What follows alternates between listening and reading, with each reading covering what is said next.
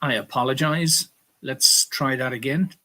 Yeah, my apologies, friends. I was waiting for myself to appear. So good evening. Just 30 minutes after our normal scheduled time of 7 o'clock this evening.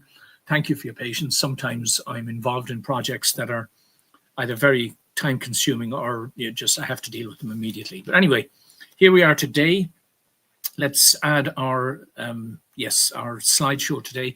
Now it's a little bit of a slapdash collection today, guys. We're covering several different topics, but hopefully we can thread them all together by understanding what I keep talking about, this original principle, top right.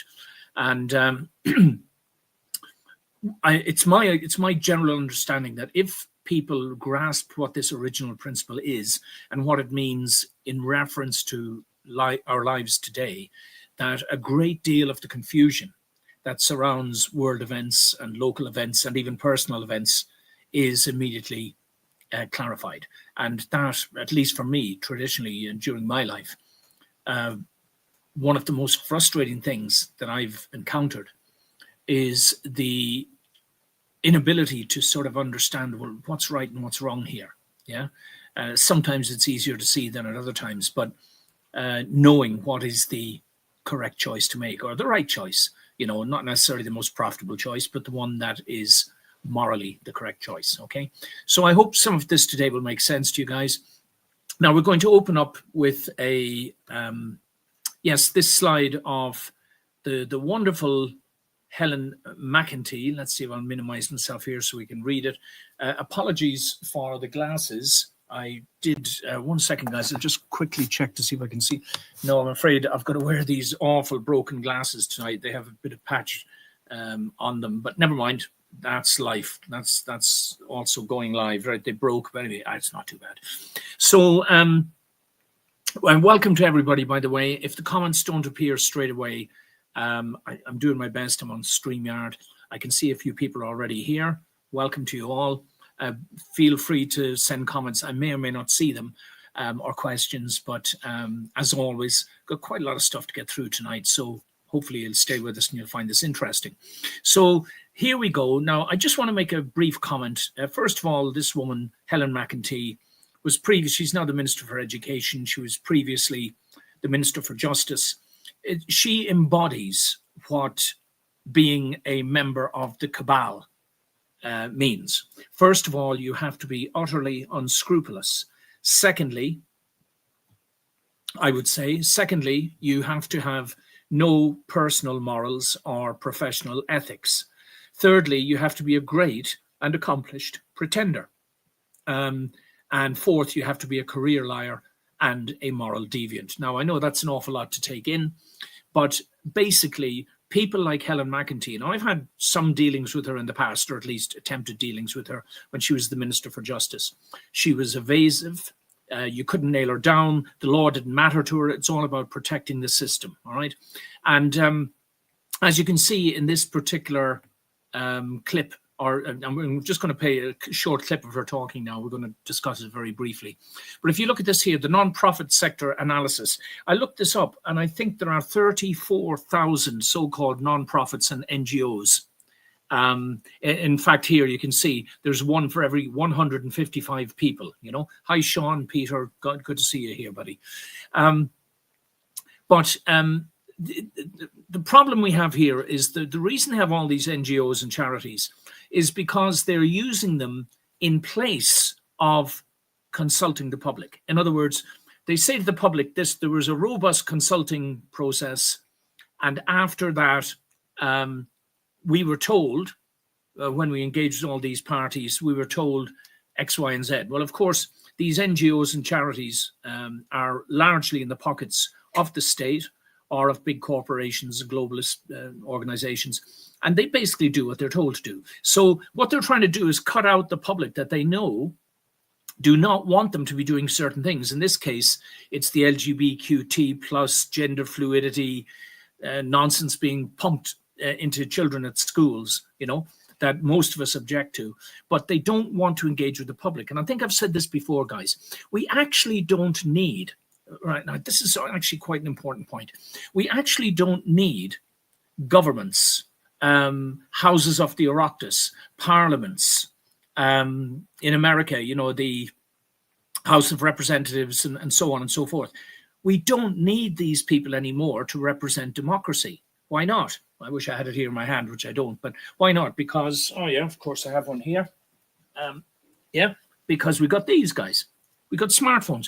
Now, if you can vote in the Eurovision Song Contest, if you can vote on X Factor, if you can, do all sorts of things with your smartphone, why can't we all be involved in the process of governance? For example, very simply, this project that we're now going to hear about in a second that McEntee is involved in. She wants to push this project. And she says, we're going to go into a robust, engagement process, and we're going to have open town hall meetings and all that sort of stuff. Well, I've had the experience of being banned after having tickets, 2 tickets for me and my son to go to, it was a European symposium held in Ireland on the importance of human rights in the Irish legal system, right? And believe it or not, the Chief Justice himself ordered the organisers to cancel my tickets, which is a flagrant violation of fundamental and legal rights, and we stood outside in the rain, me and Danny with an umbrella, giving out flyers for all of our various justice-related books, It's all lies, my friends. And the sooner we realize that, we've got to stop trusting these people. Yeah. Anyway, let's hear what she has to say. And like I said, the point being made is that they're engaging with all these NGOs. Why couldn't, if she wants to do something that involves public consensus, why don't we get a text on our smartphones and reminded, listen, this matter is going to be up for a decision in 3 days or something like that. You as a voter could just put in your voter key code or something and register your choice. And there could be a website where you go and check that the right choice was listed against your registration number or your social security number, whatever it might be. Very simple, guys. We don't need them. They want to keep the gravy train going, though. We don't need them. If you want genuine democracy, that's the whole reason we had parliaments and everything in one place, and why we vote for representatives, was because you couldn't communicate with everybody in the country simultaneously. It was before TV, and even then with TV, the politicals used the TV to their own advantage. But now you could vote using your phone and some sort of a qualifying code. And the so-called government, which wouldn't even need to be there at all you need is local governance of some sort. They could send out a message, hey, we're thinking of building a community hall, but it would cost everyone in the parish, let's say, €150 each.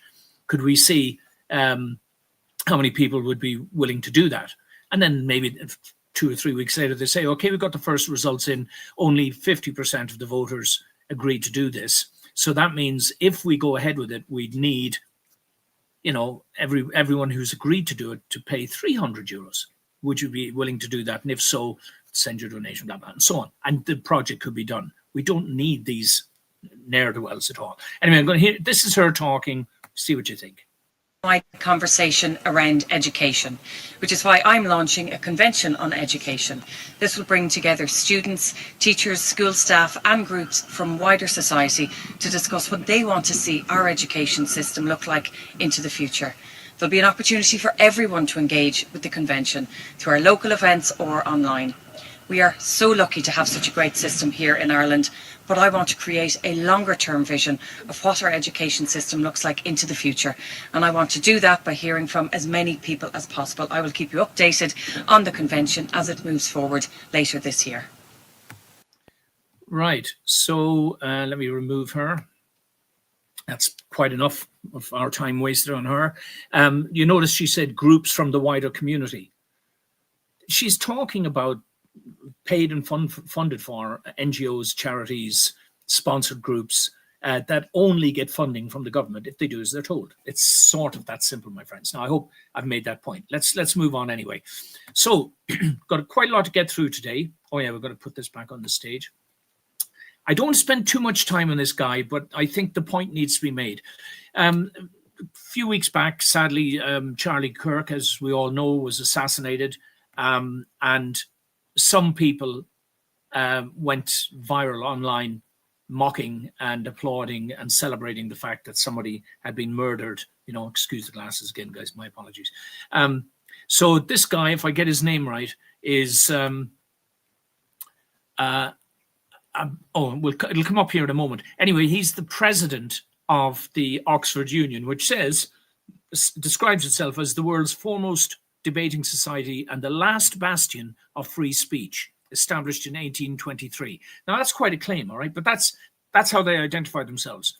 Charlie Kirk debated with this person, okay, who, as you can see here, can you imagine being in charge of marketing the Oxford University brand to the world when the president of your debating society not only celebrates one of his guests' murders, because he debated with Charlie Kirk in Oxford Union, you know, but rocks up to the debate in his slippers.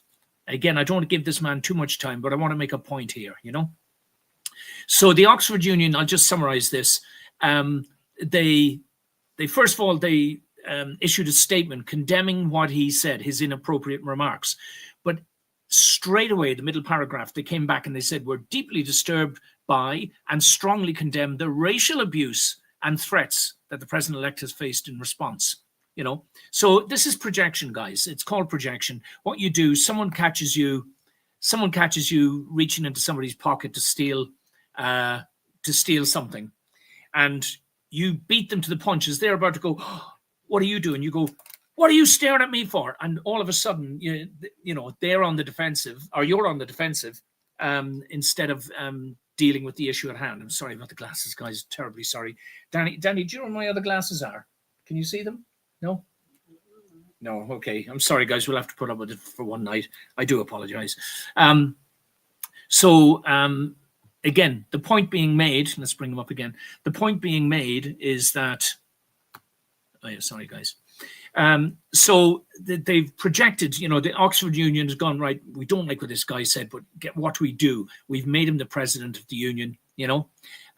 So what do we do? Oh, we'll accuse the people who are criticizing him of racism. Very interesting. And then you ask yourself, why did this guy get in the first place? His name is Abarayani, you know, and this person had to say he's a race grifter, a DEI hire without the academic credentials to study at Oxford. His disgraceful remarks make him unsuitable for the position of president and are a further slur on the diminishing reputation of the university. Very good, right? And again, here's the Oxford Union of sort of trying to distance themselves from his comments. Now, as we speak, I had a quick look online, guys. I don't know if this guy's been fired yet or not, or removed, you know. Again, the comment on the right. This guy looks and acts like the local gas station junkie, grades to match, and you admit him to your university. Make him president of your debate society and open the borders to allow many more like him into your country. Suicide of the West. There's sort of a theme going through this, guys, you'll see. So Oxford Union firmly opposes all sorts of political violence and speech and so on and so forth. They're sort of trying to be politically correct. The problem in the first place, and I was glad to see for a change, this is an MP in England, and he's written this letter. I'll allow you to read through it yourselves, guys, because I don't want to waste too much time. But over on the right, I think this commentary, until George Abarayani is removed, every speech, every debate, every lecture in that chamber is tainted. Their claim to be the crucible of free thought is exposed as a hollow farce. They don't guard debate, they guard radicals. They don't oppose violence, they promote its cheerleaders. This president guy. Oxford Union, you don't get to hide behind condemnations. You either have standards or you don't. Right now, your silence on removing Abarayani tells us everything. You've chosen complicity and history will remember it. I won't read the MP's letter, guys, because we've got a lot to get through today. Feel free to freeze it. But God bless him, I'm saying this is how he finishes. The last paragraph, disciplinary action must therefore be taken. I urge that Mr. Abarayani be suspended from office pending a full and impartial investigation. Due process is essential, but in light of these reported remarks, it is hard to see how he can credibly take up the presidency. He is not fit to represent the union or its membership. You know, so Gregory Stafford, God bless you, sir. Thank you for standing up for what is right and decent. Now, here we go, guys. Like I said, it's a bit of a mishmash tonight. We're going to jump about a little bit. But again, Ireland threatening to pull out of the Eurovision Song Contest if Israel participates. Yes, we're back onto the Israel-Gaza conflict at the moment, guys. Again, because we're skipping over it briefly, I just want to make a few salient points, maybe that'll hit home. I've done my best, by the way, in this awful situation in Gaza and in Israel. I've done my absolute best, my honest best, to be objective. That means, yeah, hello, Anne-Marie, Yvonne, Nobby, thanks, lovely to see you all, guys. And is that Vaughan as well? I've done my best to be objective. I think that's those of us who do have somewhat of a public voice, you know, it's somewhat diminished since the big platforms censor us and all that sort of stuff. Also possibly because I'm more interested in truth than in getting clicks or, you know, whatever, that sort of stuff. I feel an obligation, given my position of, I would say, relatively speaking, of trust. Most people that know me would know that I wouldn't deliberately mislead or deceive or trick anybody. You know, this is, you know, so I look into these events that are current events. And with the Gaza situation, I was uneasy from the beginning at the rush to condemn Israel outright for everything. Now, I'm just generalizing here, guys. Please just bear with me. Don't switch off just yet. Just hear what I have to say. And I started looking into it. And those of you that know me know that I'm heavily into universal symbolism. That's what the original principle, top right, is all about. Yeah, it's about universal symbolism, which, believe it or not, is a higher level than the truth that we see in our daily realities. I know that's a bit hard to get your head around. If you want to know more about it, I've done a series of slides on Instagram. I will be adding to them as time allows, but that's where you get to start understanding what's this original principle thing, what it's all about, why is it so important? We'll cover that in a moment. But anyway, as far as Gaza is concerned, to put it very sort of bluntly, and without blaming whoever or whatever for how it's arrived, what has happened is that in the Gaza Strip and amongst the Gazan Arabs, what you have, and I'm not denouncing everybody, of course, wholesale, and I'm certainly not denouncing innocent children and people like that, but what you have is a culture of collective evil, right? Now, I know some people will say, oh, but they've been mistreated and everything. That's not the point I'm trying to make here. I'm trying to say, if you go all the way back to the concepts of good and evil and you say, right, what would a godly culture look like? And what would a diabolical culture look like? And again, regardless of the reasons why they've arrived to this point, but when you have a culture that is indoctrinating and inculcating in the youth and the children in particular, that the only way to live your life is to murder other people so that you get to a paradise where you can be a martyr and go to paradise. I mean, that's fundamentally, you know, the Christian ethos of do good unto others, love other people the way you'd like to be loved yourself. I mean, those two, and of course, there's many Christians that don't live by that standard, unfortunately. But those two sort of concepts, those two ethoses, are completely and absolutely opposite. Okay, and what I like to point out here is, you know, Ireland, unfortunately, it seems to be the general mindset is very sort of pro-Palestinian or anti-Israel. It's hard to know which is which, and I know there's a difference between anti-Semitism and anti-Zionism, not for today's talk. But when you look at, you know, the symbolism and the cultures, and you see there, I've got the flag at the bottom, guys. The Pan-Arab flag, which is exemplified, you know, in the Palestinian flag there, okay? That's your four horses of the apocalypse, my friends. And all you've got to do is ask yourself, is it remotely possible that this is the vehicle by which some shocking, awful evils might be brought into the world? You know, this radical, Islamic, murderous, jihadi mindset who have sworn to eradicate Israel and kill all Jews before they start on the Christians, the Muslims, the Hindus, who not the Muslims, of course, sorry, the Hindus, the Sikhs, whoever it is that's in their way. are to be subjugated. There's something fundamentally wrong with that, guys. And in as much as that is closely linked and affiliated with the pro-Palestinian cause, I think we should be giving it more reflection and doing far more research before jumping to the preemptory conclusion that everything that's going on out there is the fault of the Jews, the Zionists, or the Israelis. All right, that's all I'm going to say, guys, because it's a hot topic, right? The comment on the left here: if Israel left participates in the Eurovision Song Contest, Ireland right have said they won't participate, making the point, guys. Israel's there, you know, their entry. This was 2 years ago with Bambi Thug and the satanic nonsense that she was screaming and shouting on stage, and I did a whole video about it at the time, guys. So yeah, you have the Israelis like singing this angelic song with a nice girl dressed in white and all beautiful lullabies and kumbayas, and then you have this screaming monstrous thing because she, it, they, them wouldn't identify itself properly, you know, screaming and you know, screaming satanic abuse. And the idiots in Ireland applauding it. When I say the idiots, you know, the celebrities online, oh, it's great. Worse than dust in the turkey, in my opinion. So my response to that comment was absolutely a spiritual war. Well said, Jess. This was the person who made the comment, not this man, another one. Europe has been succumbing to the satanic mindset for some time now. Sadly, often being led by Ireland. The 6,666 aborted babies in 2019, the first legal year of abortions, you know, should be sufficient to raise spiritual awareness that something is seriously amiss, not to mention the satanic Bambi Thug and her demonic screams that were applauded by Ireland's celebrity elites. Throw in the blasphemous Olympic debacle in France and the EU's political pandering to a murderous Islamic death cult, again, being led by Ireland and the UN, by the way, and the apocalyptic picture becomes all too clear.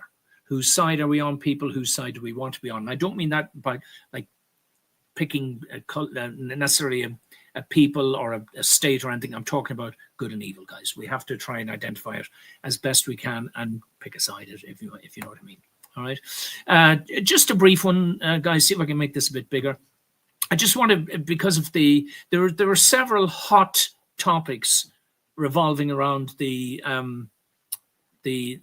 whole Gaza conflict. I thought about doing a short list. I don't think I'll do it this week, maybe another week, doing a short list of all of the super hot topics. Now, for example, that there's a genocide, that there's a tactic of mass starvation, that soldiers are deliberately picking a day and shooting at children and trying to hit them in the head or the chest or the groin or something like that, and so on and so forth. There's a number of very emotional claims and things that anybody would understand, people getting horribly upset about it and deciding that we've got to do something, and there's sort of a knee-jerk reaction. We can't have this happening. And if these claims are all absolutely true, I would be absolutely 100% on the same side.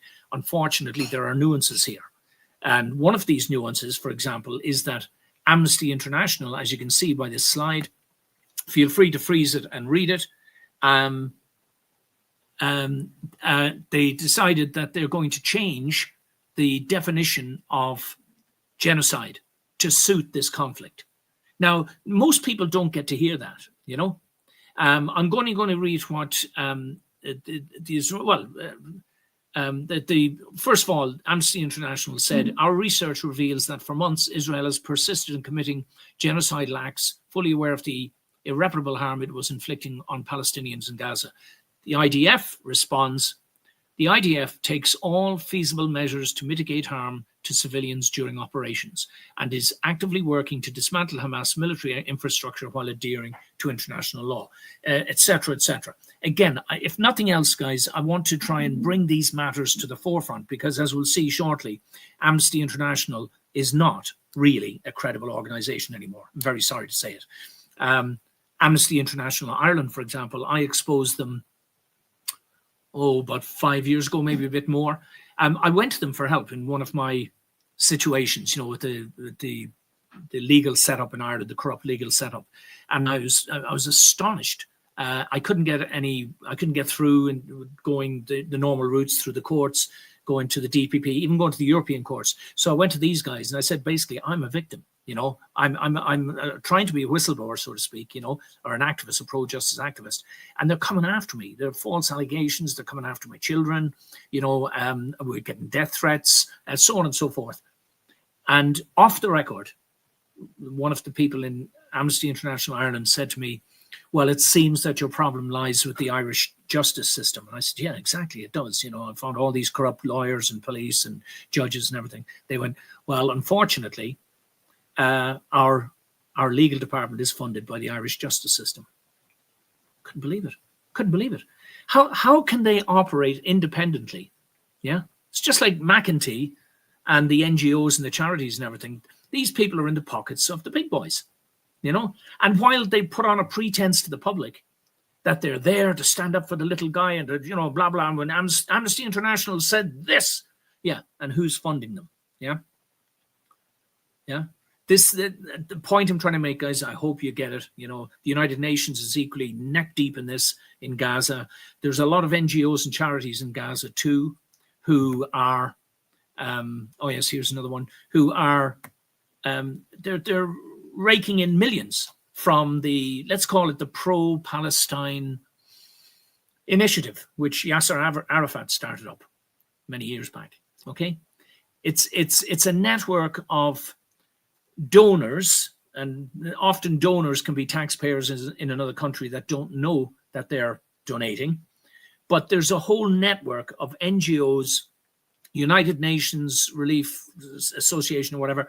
They run the schools, but the schools are all controlled by Hamas. Hamas has basically taken over where the United Nations is supposed to be operating. Yeah, they lost 80%. I would say, donated 87% of their aid trucks directly to Hamas, for example. The United Nations, before Trump and co. set up the Gaza Health Fund.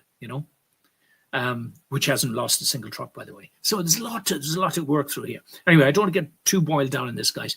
So Hamas has radicalized children in UNRWA schools in Gaza. Watchdog report claims. Please, guys, go and read the report. You'll be astonished.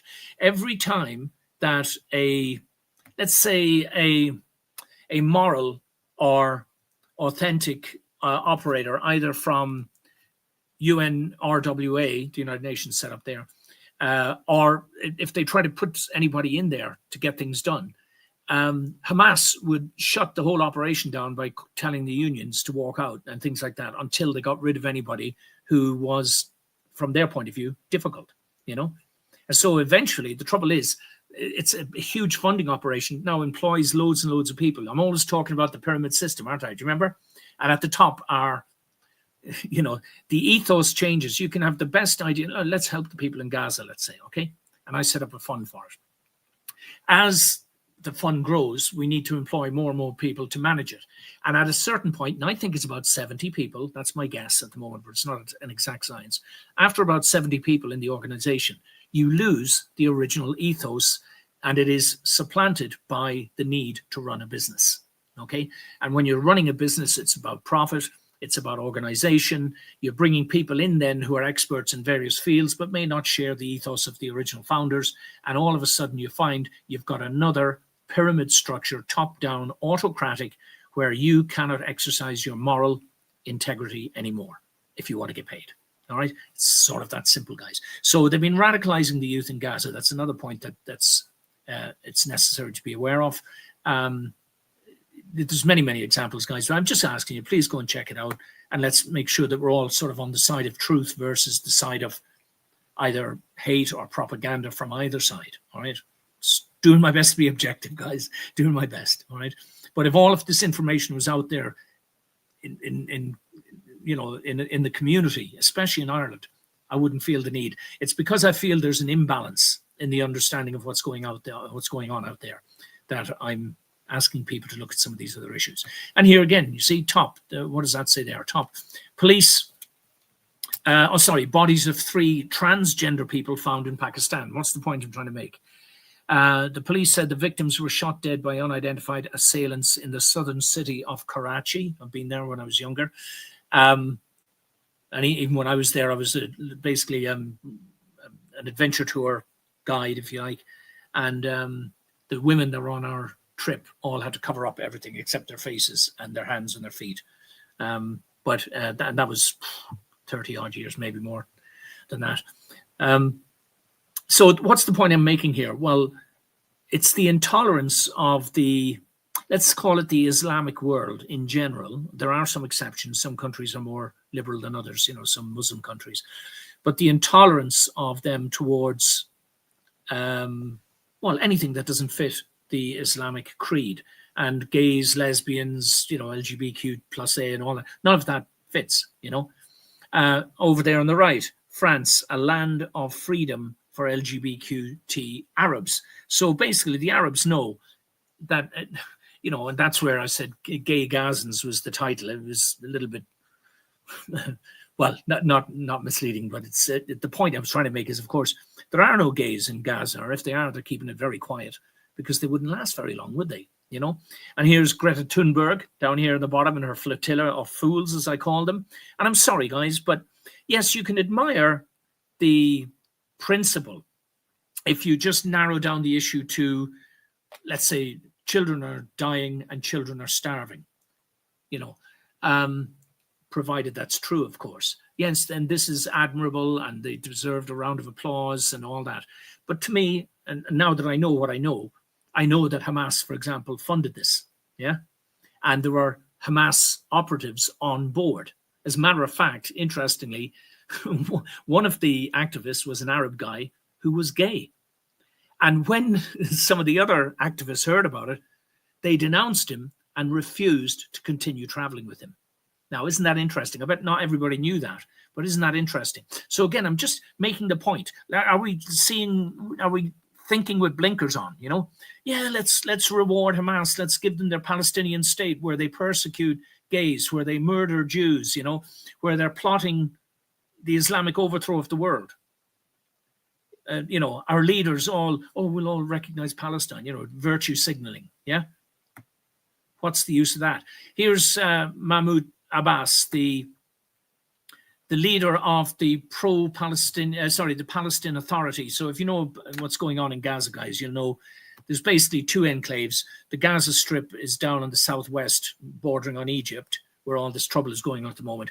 And then the so-called West Bank, or Judea, Samaria, I think the Israelites refer to it. Anyway, that's on the west side of the Jordan, and that enclave is sort of controlled by the Palestinian authorities, who are described as one of the most corrupt institutions in the world. Absolutely corrupt.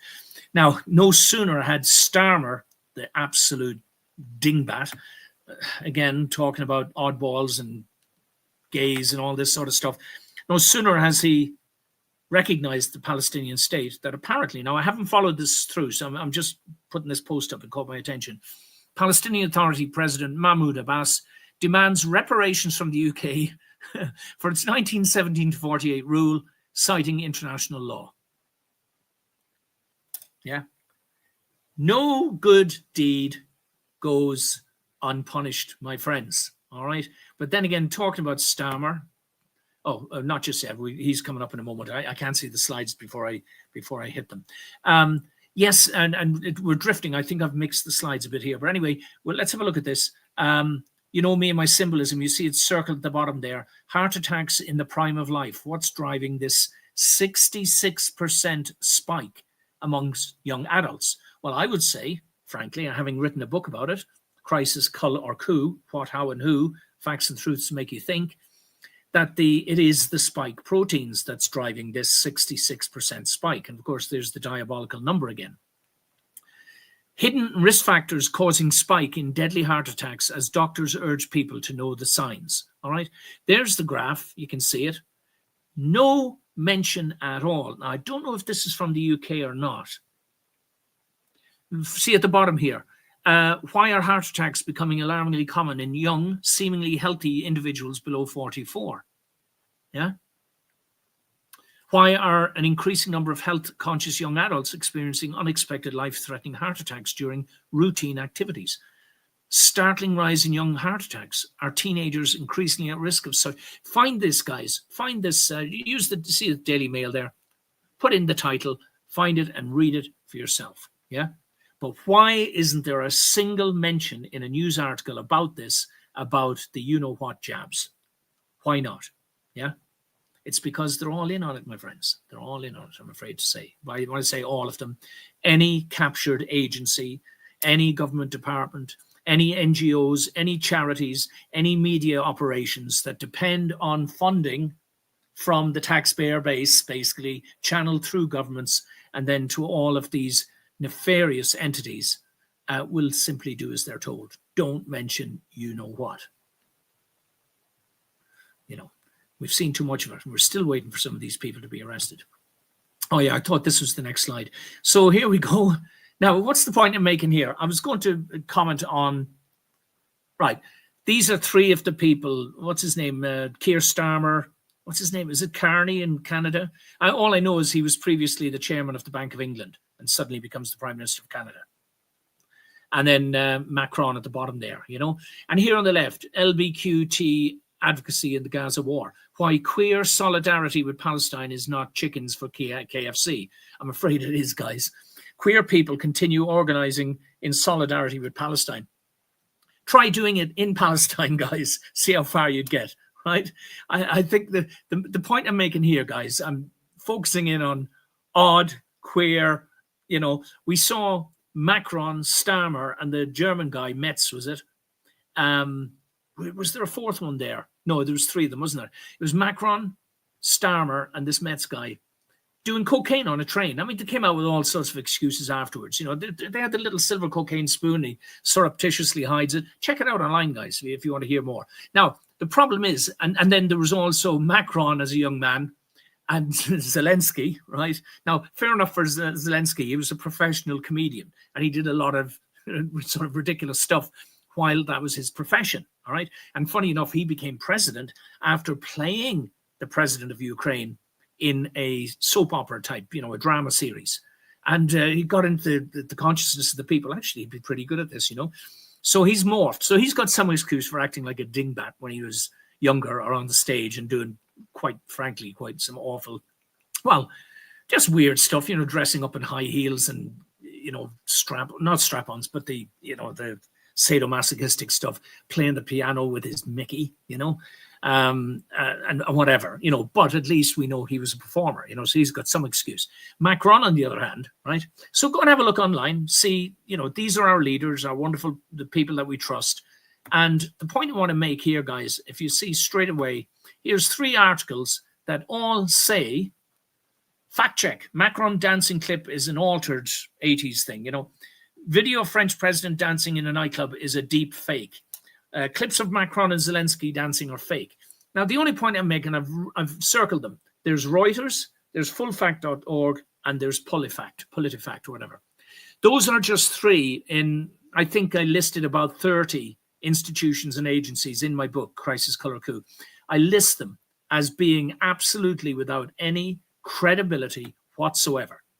They've been caught in their hands in the cookie jar, lying, fabricating things, deleting things that they don't like. They're literally absolutely in the pockets of the globalist cabal, and they will say whatever they need to do to protect their voice. Personally, it's far more entertaining to believe that those are real videos, pretty convincing to look at. But now, of course, nowadays, anything or everything could be called a deep fake or AI generated or whatever. We've entered that territory now, sadly. But for me, it's absolutely typical that people like Macron and Starmer and Metz would be doing cocaine surreptitiously behind closed doors, you know, while waffling loquaciously in front of the camera. And that they, you know, that they were, what's the right word? Not precocious, extravagant, you know, personas in their youths. Yeah. You know, Starmer, on the other hand, you know, he's the guy who kept Julian Assange in jail when he was the Crown prosecutor, you know. I just don't understand how people like this actually get into, well, I do understand it. It's because they creep up the pyramid ladder through deception and sociopathic traits, chief amongst which is the ability to lie convincingly. Okay. Here's from the UK, guys, still on the theme of crazy sort of sexual notions, right? Ridiculous woke insanity, inclusive nonsense that doesn't include truth. This is a poster from the National Health Service in England, an educational poster. I suppose it was either up in the hospital or in a school or something.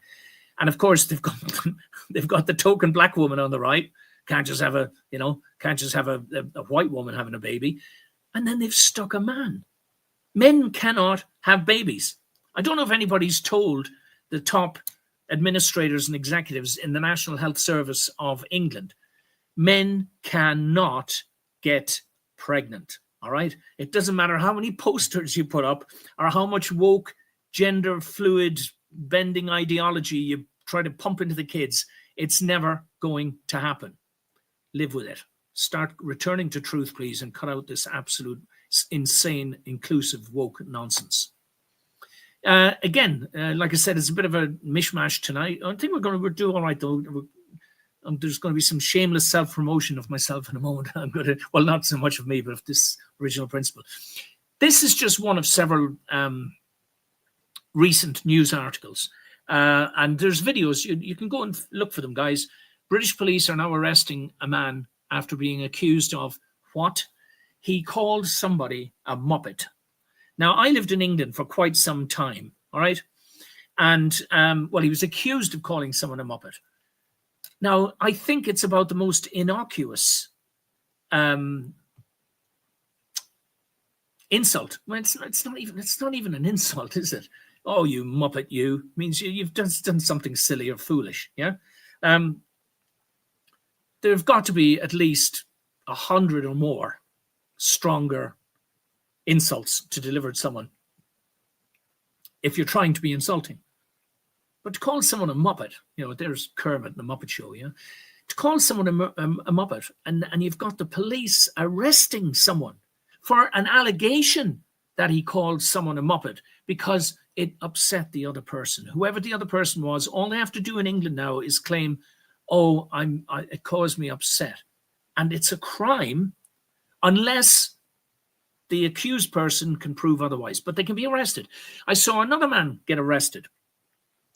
I didn't have time to put the clip up, but please go and look for it. Sorry, I don't have his name. He was living on a farm with his wife and 3 children, I believe. They have their own private chapel, right? And they invited in a Catholic priest to say a private mass. But to quote the man, there was a lot of red flags. Now, I won't go into them all right now, but some of them included the priest saying, oh, don't tell anyone I'm here. It's absolutely essential and all this.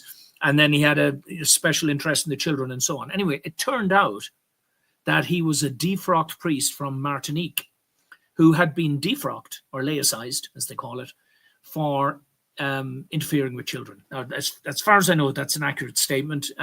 But anyway, he was thrown out.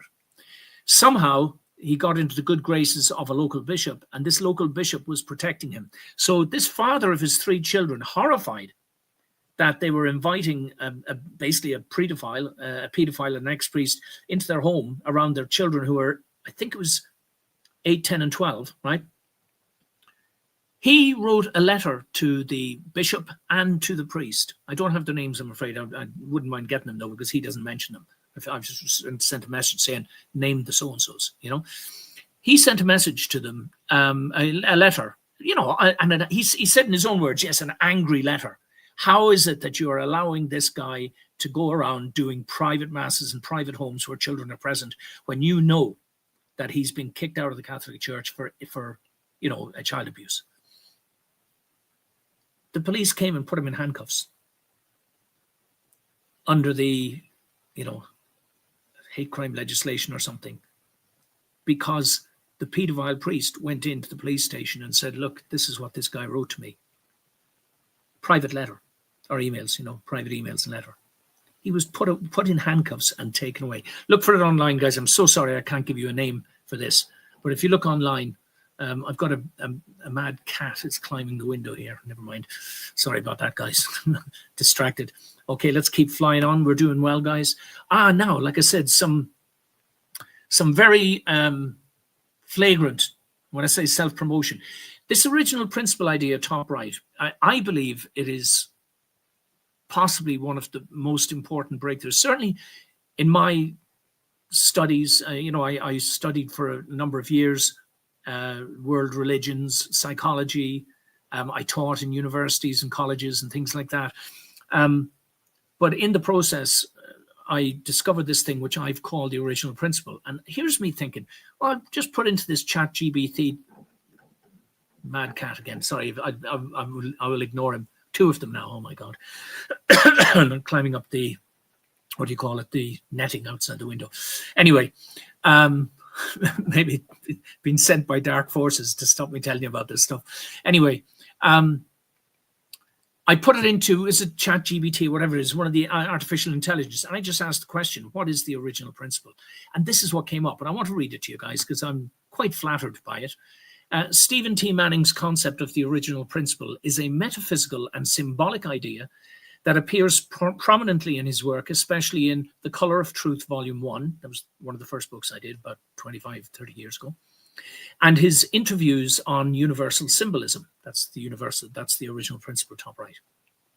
It's not a conventional philosophical term, but rather a unique framework he uses to explore the underlying patterns of existence. That's what metaphysics is, guys, if anybody's not sure of the term. Yeah, a branch of philosophy that studies the fundamental nature of reality and being. I would say the meaning of life. Yeah, if we can keep going here with this, guys.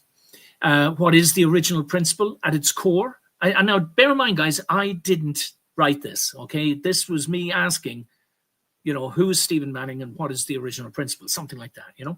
At its core, the original principle refers to a universal foundational pattern, a kind of first truth or primordial law that governs both the physical and symbolic dimensions of reality. Manning suggests that this principle is, number 1, embedded in light and energy. He argues that the scientific properties of light and color mirror symbolic and spiritual truths. 2, it's reflected in archetypes. Ancient symbols, myths, and religious motifs are seen as echoes of this deeper universal pattern. And 3, it's ignored by modern institutions. Manning believes that both secular and religious systems have lost touch with this principle, leading to confusion, division, and dysfunction. Now, of course, I could go on for hours about this because I've been studying it for over 30 odd years, but I'm bit by bit breaking it down and putting up some slides on Instagram. I do lots of videos. I talk about this, guys. It's the meaning of life, the nature of good and evil, why we are here, what we're supposed to be doing, what the whole history and story of mythology and religion is all about. Looking at situations like the Middle East and getting clarity, looking at your own life and asking yourself, am I on the right track? Sociopathy, what I call the sociopathic scale, the difference between empaths and sociopaths and the apaths in the middle, where we're going with all that. Anyway, I'll keep it going, guys, because I don't want to tangle us all up. I think there's a couple more of these. Oh yeah, here's another one. And again, all I said was, what's the original principle? And I'm really glad to hear nobody else grabbed this name, this title for what I'm studying. The key characteristics. Number 1, it's unifying. It transcends religious and cultural boundaries, offering a common symbolic language rooted in human consciousness. 2, it's revealing. Manning sees it as a tool to decode the hidden structures behind belief systems, societal norms, and even historical events. And number 3, it's transformative. Recognizing and aligning with the original principle is, in his view, my view, essential for personal growth and societal reform. I hate to say it, but I couldn't have put it better myself, So kudos to artificial intelligence, and slightly flattered, but also empowered and encouraged, because I believe if I can get enough people to study this and listen to it and understand it, it's not about making me a big important guy. It's about a truth that belongs to all of us. And if I happen to be the first person that can articulate it in a manner that's acceptable to others, then others can take it and work with it and whatever. But there are certain fundamentals, like it's embedded in the properties of light itself. And, we're all made of light, and things like that. You go, oh my God, there may be something here. In practice, In interviews, Manning links this principle to the mark of the beast. That's one of these things, and other misunderstood symbols, suggesting that many global events and ideologies are shaped by either alignment with or deviation from this foundational truth. Yeah, absolutely. It's a bold and sweeping idea, part science, part mysticism, part social critique. If you're intrigued by the idea of a universal pattern that connects physics, psychology, and spirituality, Manning's work offers a compelling and unconventional lens. Would you like to explore more how this principle shows up in specific myths or symbols? I don't think I had time to say yes, but I'll have to go back and ask them yes, because it'd be great to see it, because that's my main area of study. There are subliminal themes driving human history. Now, it's not always in the right direction. That's the whole point I'm saying, is that once you know this original principle, you've got a blueprint, and you can say, so that's why nearly all the democratic countries before 1960 had red, white, and blue in their flags, for example. Or, so that's why Moses was a prince for 40 years in the desert for 40 years, and then taking the Israelites to Canaan for 40 years, 40, 40, 40. That's why there's 40 days of rain. That's why Christ was in the tomb for 40 days, and so on and so forth. Why? Because the number 4 equates to the feminine end of the electromagnetic spectrum, the visible light spectrum, and it's about rebirth and all that. It's fascinating, guys. Absolutely fascinating. Just a quick plug of my main book, Crisis Color Coup, the most recent book I did. It looks like it's all about the pandemic, but it's not. I use the pandemic to explain a lot about this original principle, and explain to people how all of the agencies and structures in the world and the scientists and the professions have all lost their ethics and their morality, and that's how this is all happening, and how to recover it, and so on and so forth. Yeah. So the great lie there's all these bulleted lists. Always starts, that governments work for the people. That's the first great lie. Once you realize it's a lie, you start looking at life a bit differently and understanding things differently. Anyway, I think the very last thing is that there is no great lie. It's the very last one, So take your time, freeze that, come back to it and look at it if you want, guys. Where are we? Oh yeah, in the bottom right there, that's the pyramid structure, the dark spirit at the top. The blue represents the administrators, and the red represents the workers, in descending order, the bureaucrats in the middle, the public, the workers at the bottom. And at the top, the CEOs of international corporations just so happen to be the one grouping in society with the highest number of sociopaths and psychopaths in them. Right after them come the lawyers and the judges, and so on. Anyway.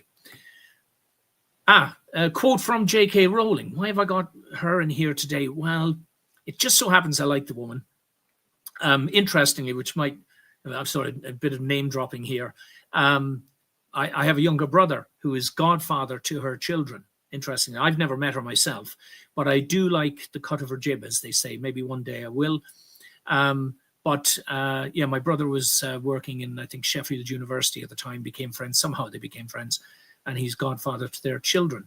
But let's hear what she has to say. It's interesting. She's obviously a bright lady. She's the one who wrote all the Harry Potter books and everything, If you believe free speech is for you, but not your political opponents, you're illiberal. Not liberal now, illiberal, not liberal.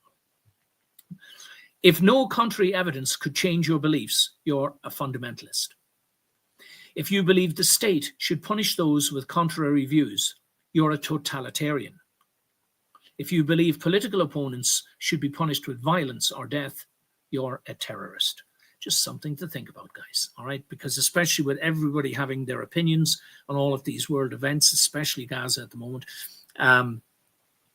ask yourself some objective questions. Am I being truly objective? All right. I've had many a discussion, an online discussion, exchanges. I'll just make this point. Just because I posited a couple of questions about, Hamas-sponsored propaganda and stuff, all of a sudden I was labeled what do they call me? A Zionazi. I was pro butchering babies and mass starvation, genocide. Oh, it's horrific. But anyway, some of those people I just didn't engage with because, what's the point? they are, they've got such entrenched fundamentalist views that it's literally, all you're going to do is inflame them or provoke them more by trying to be rational. So, but some people I did engage with, almost without exception, those engagements ended up in vitriol coming from them. And I'm not going to waste more time on you. You're at this, that, and the other. And I'd say, well, look at this. And I'd send a video on it. And some of them just stopped communicating because I was sending them stuff that I was getting direct from connections and saying, well, we need to question this. So there's a fellow called Anthony Aguilar, for example. He was all over the internet, a colonel, special forces or something, working with the Gaza Health Fund, that was set up to replace the UN thing, right? And to cut a long story short, he's one of the main voices that not only alleged that IDF soldiers were sniping at children and aiming at their heads or the groin and everything and scoring each other points and all that sort of stuff. Horrific. If it's true, it's absolutely horrific, unforgivable. But he said that, and then he named a boy that he said he'd seen them doing to this boy. Well, two things then happened.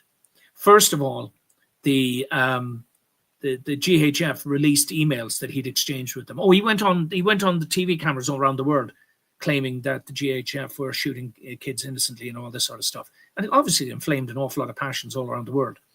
But it turned out, number one, the boy was not dead at all. They found him a few weeks later. He's all over the internet as well, showing this young lad.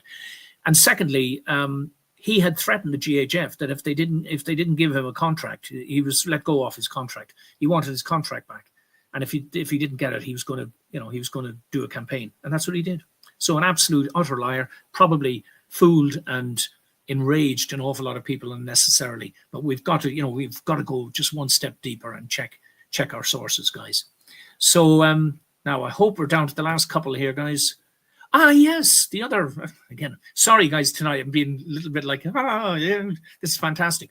On X, I was looking at this Coronaverse public library. So the public library, all of these books about Corona, about the Corona thing and all the rest of it.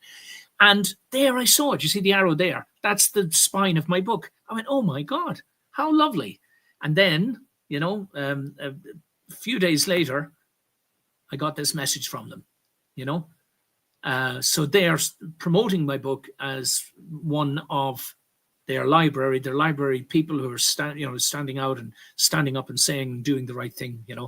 A word of caution. This is at the end of the blurb on the back of the book. A word of caution to those of you who live by the mantra, I don't want to know. My respectful advice to you is not to read this book. How many more have we got left? There's a few of the others. I'm going to skim straight through them, guys. These are just a few of the books that I've written. The bottom three are justice related. The first two are the ones that were mentioned earlier. They talk about the original principle. There might be, hopefully I'll get a chance to update them myself. Who to listen to this week? Just very quickly, I saw this quote from Rory McIlroy. He was asked to wear a gay pride badge on a prominent event, and he said, I won't bow to any woke agenda. Not today, not ever. No patch, no slogan, no pressure from the league or the media will ever change what I stand for. My values aren't negotiable, and I refuse to compromise who I am just to fit in. If only we all had that much courage. Maybe if I had as much money as he had, I'd have that much courage to say people, yeah. Our rights come from God, not the government. Never mind that last one now. Almost finished, guys. And that's where you can find us. The guy on the right top is a friend of mine, Jesse Hall. We've only met online. But if you can, please seek him out online and support him, because he's been cancelled as well. And he's been doing wonderful work with his Missing Link channel. Guys, got to say goodnight. Thank you all again for attending. I will look at the comments and follow up as best I can. And hopefully see you next week at 7 o'clock for S.O.S, Sense on Sunday, Stephen on Sunday.